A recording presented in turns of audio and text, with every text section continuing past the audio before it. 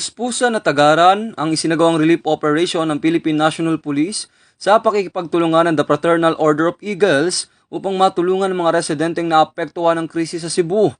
Nitong Oktubre 11 taong 2025, sinimula ng mga tauhan ng Police Community Affairs and Development Group sa pamumuno ni Police Brigadier General Marvin Joe Saro ang relief operation katuwang ang The Fraternal Order of Eagles. Pinangunahan ang aktual na operasyon ni Police Major Adonis Paul Escamillan. Kabilang sa malaking dami ng relief goods na pinadala patungong Cebu ay mga pangunahing pangangailangan tulad ng bigas, noodles, dilata, hygiene kits at tubig na dala ng C-130.